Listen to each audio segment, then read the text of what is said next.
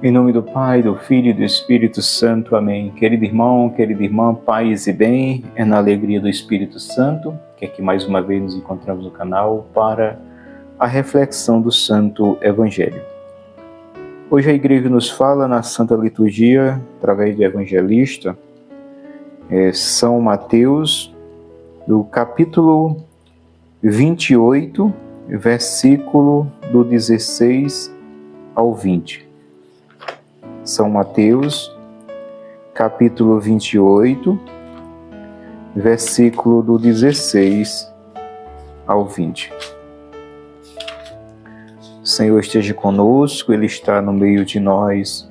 Proclamação do Evangelho de Jesus Cristo segundo São Mateus. Glória a vós, Senhor. Os 11 discípulos foram para a Galiléia, para a montanha que Jesus lhes tinha designado.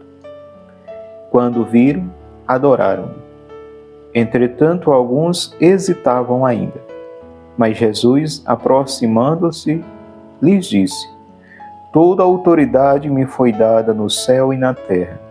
Ide, pois, e ensinai a todas as nações, batizai-as em nome do Pai, do Filho e do Espírito Santo. Ensinai-as a observar tudo o que vos prescrevi. Eis que estou convosco todos os dias até o fim do mundo. Palavra da salvação, glória a vós, Senhor. Que as palavras do Santo Evangelho perdoem os nossos pecados e nos conduzam à vida eterna. Amém. Querida Igreja de Cristo, é povo amado de Deus. Os 11 discípulos foram para a Galiléia, para a montanha que Jesus lhes tinha designado. Quando viram, o adoraram.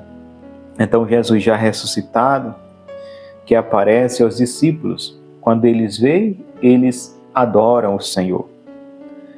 Entretanto, alguns hesitavam ainda, mas Jesus vai e diz: Toda a autoridade me foi dada no céu e na terra. Jesus se aproxima deles e diz assim: Olha, toda a autoridade me foi dada no céu e na terra. Alguns hesitam, Jesus se aproxima.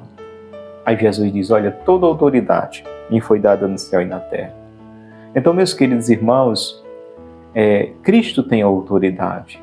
Toda a autoridade foi dada a Ele, no céu e na terra. Então, não pense que o mundo aí faz o que quer e que Jesus ele não tem autoridade desse mundo. Tem.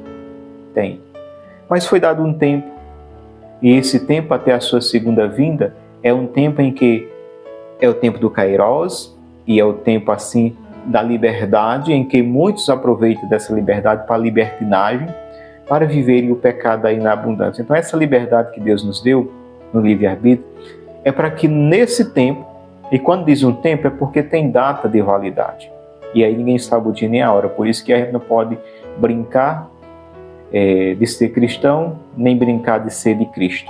Ou é de Cristo ou não é, porque ninguém sabe o dia nem a hora. Uma que ele diz, até o fim do mundo. Então vai ter um fim. E outra que quando a pessoa morre, para aquela pessoa o mundo também chegou ao fim. Então por isso ninguém sabe o dia nem a hora. Nem ninguém sabe o dia do fim do mundo, né? O dia que vai vir aí Jesus para o julgamento final. Nem ninguém sabe o dia que vai morrer, né? Que vai sair desta terra para ir para o céu, né? A gente crê que vai para o céu e a gente tem que ter essa esperança de ir para o céu. E quando nós temos essa esperança de ir para o céu, a gente não vai se desanimar. E como que nós vamos ter essa esperança? Se nós nos esforçamos para caminhar na vontade de Deus. Se nós nos esforçamos para caminhar na vontade de Deus, a gente vai ter segurança na hora derradeira.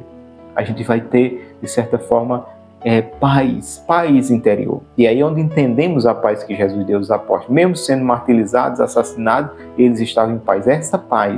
Essa paz que mesmo diante do momento derradeiro daquela vida, ela está em paz, porque ela está com Cristo. Então Cristo é a nossa paz, Cristo é o nosso porto seguro, é a nossa salvação. Então ele está dizendo aqui, os 11 discípulos foram para a Galiléia. Então aqui é 11 porque ainda não havia sido escolhido aquele que ocupou o lugar de Judas, né? Não havia sido escolhido ainda Matias. Então os 11 discípulos foram para a Galiléia, para a montanha que Jesus tinha designado. Então Jesus tinha designado aí uma montanha disse: olha, vão para essa montanha na Galileia, porque lá eu quero ter um encontro com vocês. E aí eles vão, na obediência, esperar Cristo lá. Quando o viram, o adoraram.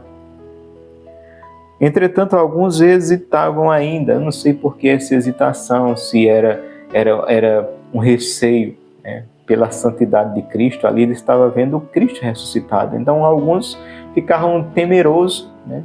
Um homem santo desse, né? Um homem santo desse, e nós aqui. Aí Jesus vai e se aproxima. Olha que bondade de Jesus. Jesus se aproxima deles. É como Jesus se aproxima deles. Não tenham medo, tenham confiança. Eu sou aquele que santifica. Eu sou aquele que tira o pecado do mundo. Eis o Cordeiro de Deus que tira o pecado do mundo. Eu não vim para julgar e condenar o mundo, eu vim para salvar. E Jesus se aproxima. E aí Jesus vai e diz: mas Jesus, aproximando-se, lhes disse: toda a autoridade me foi dada no céu e na terra. Então, toda a autoridade foi dada a Cristo. Primeiro, nós não servimos a um Deus que não tem autoridade. Nós servimos a um Deus que tem autoridade. Toda a autoridade lhe foi dada no céu e na terra. E como diz a palavra, todo joelho se dobrará diante do nome de Jesus, no céu, na terra e nos infernos. E toda língua há de confessar para a glória de Deus Pai que Jesus Cristo vive e é o Senhor. Então nós servimos a um Deus que tem autoridade, que não foi derrotado na cruz, como alguns pensam. O Deus desses cristãos católicos é um Deus morto na cruz. Engana-se, o nosso Deus é um Deus que matou a morte na cruz. Que matou a morte na cruz, é o contrário. Se você olha meramente com esses olhos físicos, da razão, você só vai ver ali Jesus morto na cruz. Mas se você olha com os olhos do espiritual, se você olha com os olhos da fé, se tu tem olhar além do que aparenta uma visão de profeta, tu vai ver que naquela cruz, Jesus não estava morrendo, mas matando a morte. Ele assumiu os nossos pecados na cruz ele pagou o preço por cada um de nós, e na cruz ele derrotou Satanás. É tanto que Satanás tem um pavor da cruz, porque ali na cruz ele vê a derrota dele, ele vê que Cristo venceu. Então nós servimos a um Deus, não um Deus que foi derrotado na cruz, não um Deus que morreu na cruz, mas um Deus que derrotou Satanás na cruz e matou a morte na cruz e conquistou a ressurreição na cruz, pelo seu sangue derramado na cruz. Então nós servimos a esse Deus poderoso, um Deus vivo que está conosco, um Deus que diz assim: eu estarei convosco até o fim do mundo, ou seja, enquanto vocês estiverem aqui caminhando, eu estarei convosco. É promessa de Jesus. Gente, não é promessa do homem. O homem promete e amanhã ele esquece. O homem promete uma coisa e amanhã está fazendo outra. Mas aqui é promessa de Jesus. É promessa de um Deus que nos ama. Ide, pois, e ensinai a todas as nações. E aqui é uma ordem direta para a igreja. Ide, a igreja, o clero, porque aqui ele dá uma autoridade. Aqui ele confere uma unção específica. Ide, pois, e ensinai a todas as nações, batizai-as em nome do Pai, do Filho e do Espírito Santo. Quem é que batiza? Os sacerdotes. Então, esta missão de batizar, ele passa ao clero, aos seus apóstolos, que vão assim deixando sucessores. Como nós católicos acreditamos, e ratificado está nas Escrituras Sagradas, Mateus 16, 18. Pedro, tu és pedra, e sobre esta pedra eu edifico a minha igreja. As portas do inferno não irão prevalecer sobre ela.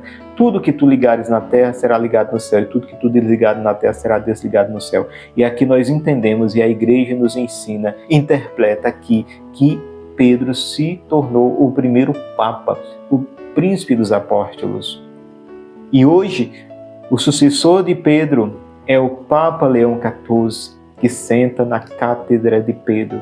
Então nós acreditamos, nós cremos e acreditamos nessa verdade de fé.